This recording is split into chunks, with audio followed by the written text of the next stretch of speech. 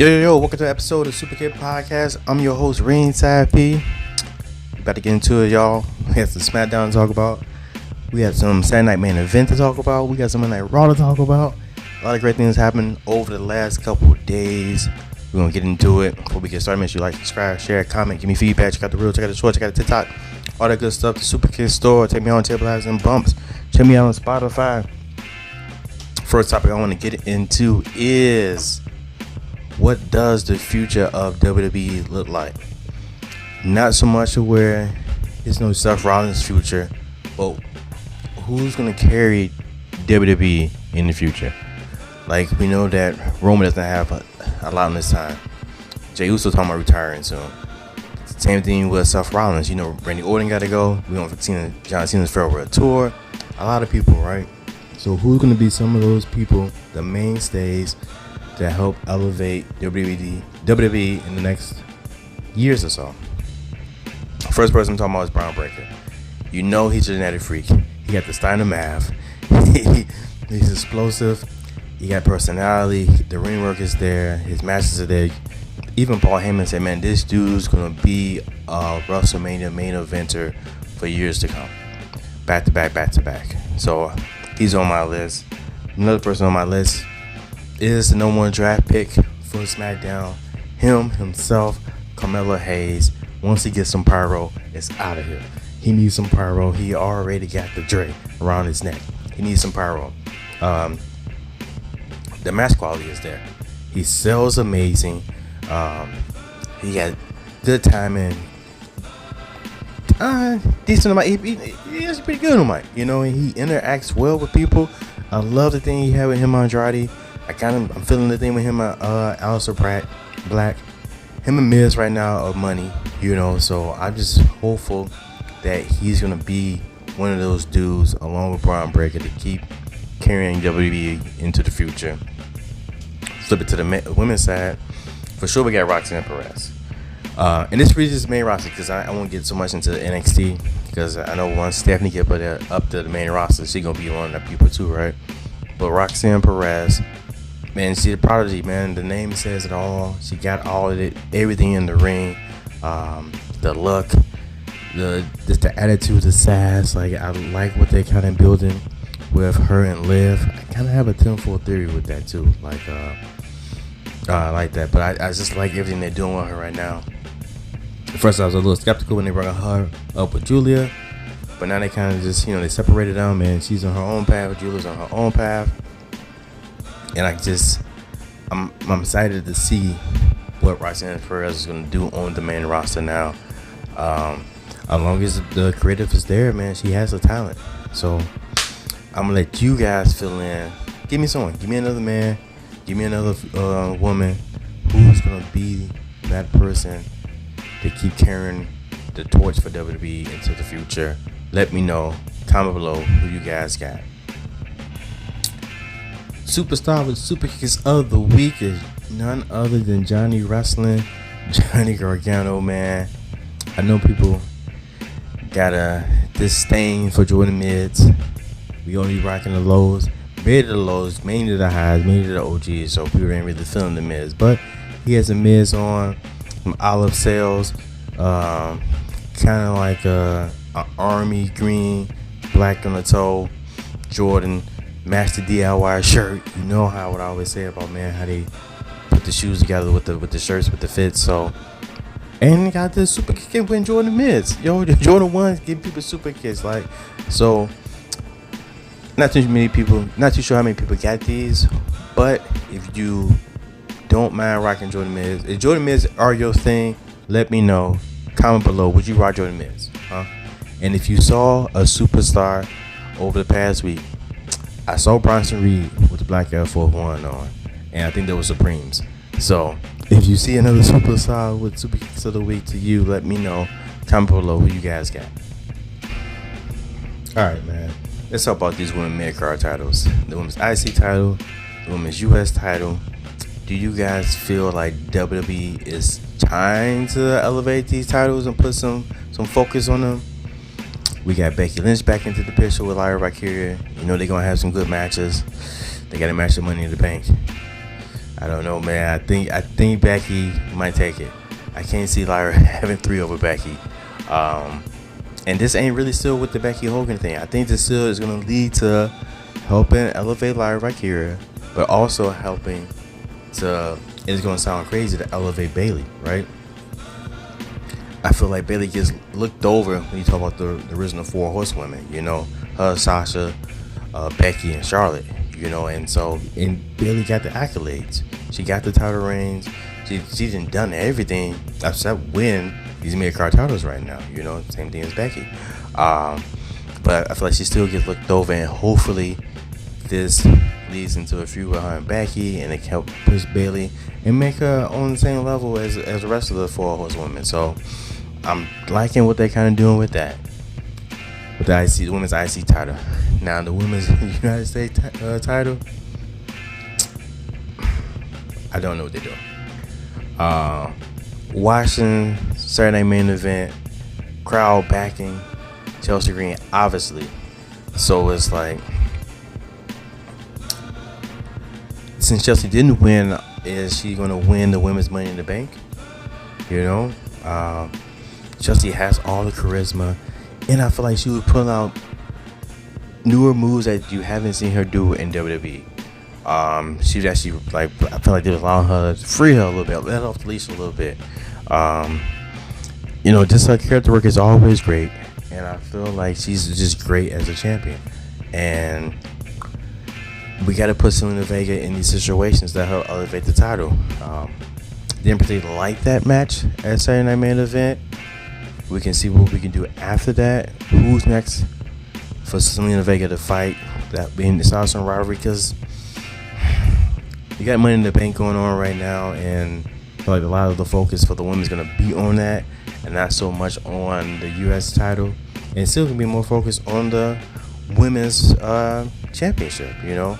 So we still got to try to elevate that title. If it was up to you, if you was booking it, how would you book the women's United States championship? How would you elevate it? How would you make it prestigious?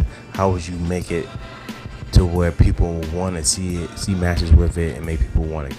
Let me know. We can get into Saturday Night Main Event too right now. So since we was talking about Zelina Vega and Chelsea Green, kind of besides that match, overall, I was feeling Saturday Night Main Event, man. The opening match. So the one thing I don't like about Saturday Night Main Event is just the pace. Like, the matches are solid until the last, like, 45 seconds. And then within that last 45 seconds, it turns into, like, you playing Sonic the Hedgehog, you underwater, you can't find an air bubble, and then the music's just dun dun dun dun dun dun dun, and it's just like chaotic. And you don't know what's going on. And sometimes the chaos is good, right? Sometimes you want it to be chaos, but it doesn't just flow right. It's just like, oh, we got to get it. It's just like squirrels and raccoons in the trash can, you coming out, and they just trying to scramble out to get out and get away, you know. So I kind of hate that about Saturday Night Main Event. But overall, the matches were good. Excuse me. I didn't even notice that John Cena versus R-Truth match was as short as it was. I told it was like 4 minutes. I felt like it could have went longer, you know. But I get into that anyway. But what did you guys think about Saturday Night Main Event? Let me know. Speaking of John Cena, his match with R-Truth, Ron Cena, R-Truth never failed to crack me up. You got John Cena, who came out with his doll entrance, and then you hit the John Cena music again, and the lights and everything, and who comes out? Not R-Truth, not Ron Killings. It is Ron Cena in John Cena's shirt. No, sorry, not in a Ron Cena, not in a John Cena shirt, because it's a Ron Cena shirt. You got him on the front saluting, man. This era, or this things that is going on right now. You got black people being white people. You got allegedly white people being Mexican people. You know, like it's fun. Like, and that's what I love about professional wrestling. Like, there's times where you could just sit back and you just kind of just escape reality, and you can just enjoy things and laugh and joke and just get lost into what's going on. Like, Yo, and the match wasn't bad to me. Like, I enjoyed that match with him and John Cena. Like, the back and forth, the AAs, the STFUs, the you can't see me. It's like the different pace. You know, John slowing it down. You got Ron running regular John Cena pace. You know, all that stuff was cool. Like, I just wish the match could have would have ended a little bit longer. Would have went a little bit longer. Still not liking these finishes that John Cena's doing. Every match has been the same, and maybe that's still part of the plan. So if it's part of the plan, then he's doing his job. But it's not part of the plan, it is trash. But man, how y'all feel about John Cena versus Ron Cena? I hope this isn't the last time we seen Ron Cena. I really do. But I enjoyed it, man. Did you guys enjoy it? Let me know. And we could go ahead and talk about a little bit of Monday Night Raw, man. These two triple threat matches to qualify for Money in the Bank were amazing, man. Especially the match with Chad Gable, Dragon Lee, and Penta. Every time I see Dragon Lee, it reminds me that, yo, why isn't Dragon Lee on TV more? Why isn't he wrestling more? Like, this dude be killing it every time I see him on TV. He's someone who doesn't get enough tick for some reason, and we got World Survive coming up, and he should have a match. You know, like, I just don't want to put him on the match because he, you know, luchador or whatever, but he should have a match. Like, he's just that good to not have on that card, a card that's kind of designed for it. But him, you know, I want to see more of Dragon Lee, man. The suicide dive, yo, he shot like a missile, dude, and that was crazy. You got Penta doing stuff, you got, man, and Chad Gable. Like, it was just so much going on that was just great. It was just entertaining. Like, I wish they could run that back. Like I say, man, every time I seen Dragon Lee on the main roster doing stuff, the match with him and Dragunov was fire. I feel like he had maybe a match against JD Van Dunham, possibly. He had a match against someone else. It was fire too. And then this match, like every time I see him, it's great. Penta gets the win. You know he's going over to Money in the Bank, so this is gonna be crazy though. But man, Dragon Lee is that dude. Get him more time, man. So for as much complaining as we did about The Rock winning Cody Soul, him not showing up at WrestleMania, this whole ruining wrestling, him having John Cena Soul, him never popping back up again, The Rock never popping back up again, John Cena just having a beef with the fans. Like, there's a lot of things that we've been complaining about as fans about stuff, and because rightfully so, like, the story just ain't what we thought it was gonna be, right? So when I do see good storytelling, I want to make sure that we point it out, man. So what I'm enjoying right now is the storytelling that explain why Bronson Reed is now aligned with Seth Rollins and Braun Breaker. Like, they did a great job, man. Like, that dude almost took me out. Of course I want that dude with me. I want to align with that dude. I want that dude on my side, right?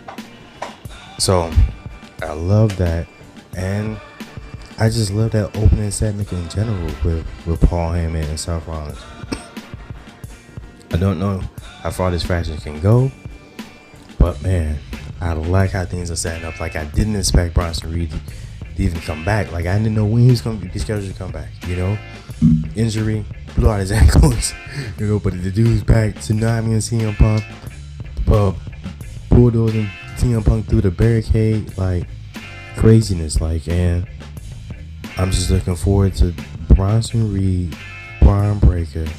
You got two beasts on your team, and I still think there's gonna be one more person add to the faction, and the faction still needs a name. But man, I'm happy to see Bronson Reed back. Like I said, I'm loving the storytelling that's going on with this, and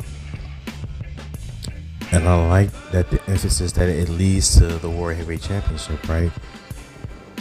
We want to elevate that title. I always feel like for a long time that title's been number 2. ever since Seth Rollins won it. And now you got Gunther's eyes is on it. You had Logan Paul eyes on it. You got Seth Rollins' eyes is on it as well. We got Money in the Bank. And so you got all these, and possibly still even John Cena too. Might be eyeing that title too as well. So I like that we trying to build the title and make it something that people want to go after. And that's great, man. That's great to love these two things out. So we see how that plays out. But man, just in particular, this storyline with Seth Rollins, not overall everything else, how you guys feeling it? Let me know. Comment below. Alright. One of my last topics for this episode of Superkick Podcast before I get my 10-4 theory. Could you guys imagine a WWE landscape where there are no designated baby faces or heels? And I say that because look at what we kind of got. We got Roman Reigns. We cheer for Roman Reigns, but Roman Reigns hasn't changed at all from what he was just a few years ago, or just out of WrestleMania 40. He hasn't changed. He's still the same Roman. You got CM Punk, kind of in between, a lot of stuff is not really based off virtues. It's kind of based off just like I hate this dude, Drew McIntyre, same exact thing. We boo Drew McIntyre because I think we're led to believe we should, but he has valid reasons of doing what he's chosen to do, and he's not wrong for it. Like, he's been getting screwed over for like the whole year, or more. Who else really right now? And even like John Cena, in this twisted viewpoint that he has, he's kind of right, like we kind of did John Cena bogus. Seth Rollins, who should be the heel in this, he's aligning himself with Paul Heyman, who's never really managed faces before, right? Like that, for a longer period of time. But Seth Rollins still get the cheers, even when the pops from CM Punk or the pops for Roman Reigns happen, he still get the cheers. Even when Bronson Reed had gave CM Punk the tsunami, the fans still chanted one more time. The fans are barking for Braun Breaker. All of these dudes are supposed to be heels, but the fans cheer for them. I think we're getting into an era more so of I don't need for you to tell me to boo this guy, because I appreciate what this guy does, and so I'm gonna cheer because I like what this guy does, or this person, this female does. If like another example of that is Karrion Kross. He should be a heel. He should be everyone's favorite. He should be a bad guy, but he's everyone's favorite bad guy. So we appreciate everything that he does nonstop. He takes that little 30, 45 second interaction and he makes the most of it every time. He doesn't fumble. He doesn't waste opportunities. And we see that and we appreciate that. So it's like when he does get his shot, say he gets Money in the Bank and he cashes in, it's just going to be him as a face. Like, I don't see a way where you can boo this guy because we appreciate so much that he does, Even when Seth Rollins called the fans morons, they still sing the song, So, what do you guys think? Do you guys feel like the whole structure and fabric of wrestling that had to have a babyface and a heel is going in a different direction? Do you think we still need that nowadays? Or can it just be that we back and support the people that we really like, we appreciate, So what do you guys think about that? Let me know. Comment below. Alright, so I gotta hit you guys with a 2-4 theory before I get up out of here. And my 2-4 theory is, I gotta give you some supporting details first, right? So I like the way they've been focusing on the World Heavyweight Championship. For so long, it's always been about the Undisputed Universal Championship, now the Undisputed Championship, right? And now they're finally trying to put focus on it. Like I said, you had Gunther, who wants it, Logan Paul, Seth Rollins, eventually probably CM Punk. You heard Karrion Kross mention that to Sami Zayn, you're never going to be a world champion. So that's going to put something in Sami Zayn's mind to possibly want to go after that belt too as well. And so this leads me to believe, and with all this stuff on mainly Raw, you still don't have Roman Reigns.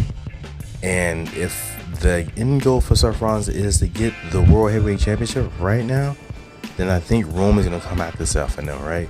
So that still leaves the Undisputed Championship, right? Up for grabs to try to see who can stop John Cena from leaving and retiring with that belt, right? And I think that leads me to my 10-4 theory, is that whoever wins Money in the Bank will cash in on John Cena. I don't have Cody Rhodes winning at SummerSlam. It just doesn't make sense to me right now. Actually, I think the loss should inspire him out, really, into something else, but that's for later on. I would love to see John Cena make it to his last match or whatever last night, and he get cashed on, and it stops him from ruining wrestling. Thus, the person who has Money in the Bank and they cash in on John Cena has saved wrestling, and it gives them this push or whatever, could be another push because they already got Money in the Bank, right? And they cash in. But yeah, that's my 10-4 theory. I don't know who yet, so still waiting to see who all can be into it, right? I know we got LA Knight, Solo, Penta, and then Seth Rollins. If I had to pick right now, I'll go LA Knight, really. But if we get Karrion Kross in there, it's gonna be tough. I'm either gonna go with LA Knight or Karrion Kross, and I really want to pick Karrion Kross, and I really think he deserves it. But either way, I still have those two people cashing in on John Cena in John Cena's last match or last night in WWE before he retires. What do you guys think? Who would you guys like to see the Money in the Bank briefcase cashed in on? World Heavyweight Champion or Undisputed Champion? I don't think he's gonna cash in on a June 9th? Yeah, June 9th episode of Monday Night Raw.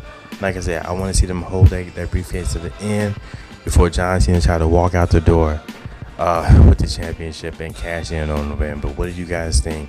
Let me know. Comment below. That's my 10-4-3. That's my episode of Superkick Podcast. Thank you guys for rocking with me.